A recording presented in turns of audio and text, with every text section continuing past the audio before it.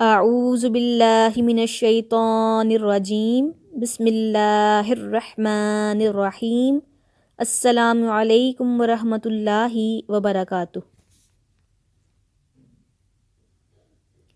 حصہ دوم، حضرت آدم علیہ السلام کی دعائے استغفار۔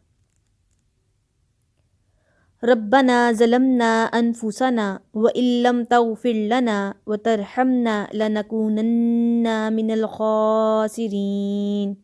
سورہ اعراف آیت نمبر 23۔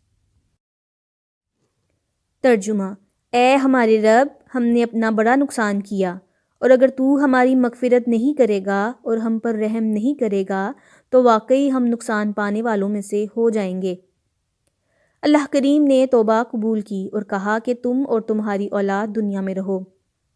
اس کے بعد حضرت آدم علیہ السلام اور حضرت حوا علیہ السلام دنیا میں رہنے سہنے لگے، خوب جی لگا کر اللہ کی عبادت کرتے۔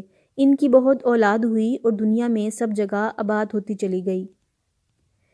بی بی حوا نے 20 بار جڑواں بچوں کو جنم دیا۔ آپ کے ہاں 40 بچے پیدا ہوئے اور انہی سے نسل بڑھتی چلی گئی۔ اس پر اللہ نے قرآن پاک میں ارشاد فرمایا۔ ترجمہ: اے لوگو، اپنے رب سے ڈرو جس نے تم کو ایک ہی جان سے پیدا کیا۔ حضرت آدم علیہ السلام اپنی اولاد کو یہی بات بتاتے رہے کہ تم کبھی شیطان کے بہکاوے میں نہ آنا، وہ ہمارا کھلا دشمن ہے اور ہم کو برے اعمال کرنے کے لیے بہکاتا رہتا ہے۔ ہمیشہ اللہ کی عبادت کرنا، سچ بولنا، کسی پر ظلم نہ کرنا، ایک دوسرے کی نیک کاموں میں مدد کرتے رہنا۔ آپ کے ہاں جڑواں بچوں میں ایک بیٹا اور ایک بیٹی پیدا ہوتے۔ جو ایک ساتھ پیدا ہوتے ان کی شادی نہیں ہو سکتی تھی، جو الگ الگ پیدا ہوتے ان کی شادی ہو سکتی تھی۔ آدم علیہ السلام نے اپنی اولاد کو وہ سب سکھایا جو اللہ نے انہیں سکھایا تھا۔ سب ایک اللہ کی عبادت کرتے۔ ان کا پیشہ کھیتی باڑی تھا، وہ کھیتی باڑی کرتے اور جانوروں کو پالتے تھے۔ آدم علیہ السلام کے بیٹوں میں سے 2 بیٹے حابیل اور قابیل تھے۔ ان کا تذکرہ قرآن پاک میں موجود ہے۔ قابیل کے ساتھ جو بیٹی پیدا ہوئی وہ بہت خوبصورت تھی، لیکن حابیل کے ساتھ جو بیٹی پیدا ہوئی وہ خوبصورت نہیں تھی۔ قابیل نے آدم علیہ السلام سے کہا کہ وہ اپنی جڑواں سے شادی کرے گا۔ آدم علیہ السلام نے منع کر دیا کیونکہ اللہ تعالیٰ نے اس کی اجازت نہیں دی تھی۔ قابیل فطرتاً سخت مزاج تھا، وہ کھیتی باڑی کرتا تھا۔ ادھر حابیل بہت نرم دل تھا، وہ بکریاں سنبھالتا تھا۔ آدم علیہ السلام نے کہا، تم دونوں اپنی قربانی اللہ کو پیش کرو۔ جس کی قربانی اللہ تبارک و تعالیٰ نے قبول کر لی وہ صحیح ہوگا۔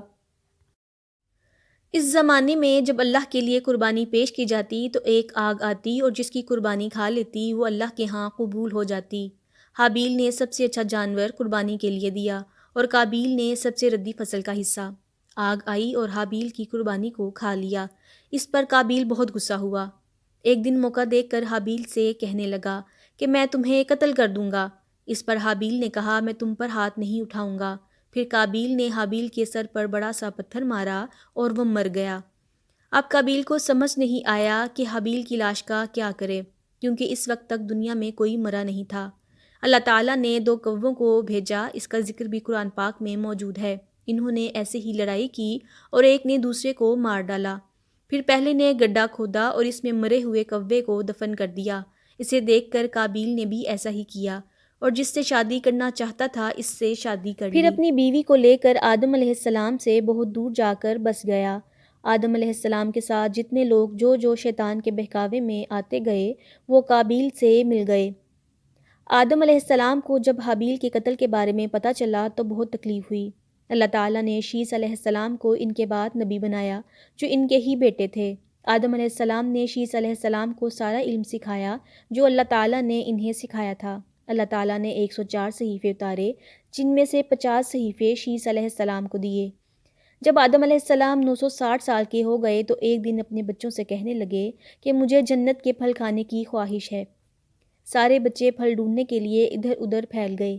راستے میں ان کو موت کا فرشتہ ملا جو انسانی شکل میں تھا۔ کہنے لگا، واپس جاؤ، حضرت آدم علیہ السلام کی موت کا وقت قریب ہے۔ آدم علیہ السلام نے اپنے 40 سال حضرت داؤد علیہ السلام کو دے دیے تھے، ورنہ ان کی عمر 1000 سال تھی۔ فرشتوں نے روح قبض کی، غسل دیا، خوشبو لگائی اور دفنایا۔ ان کی موت کے 1 سال بعد بی بی حوا علیہ السلام کا بھی انتقال ہو گیا۔ حوالہ قرآن سے۔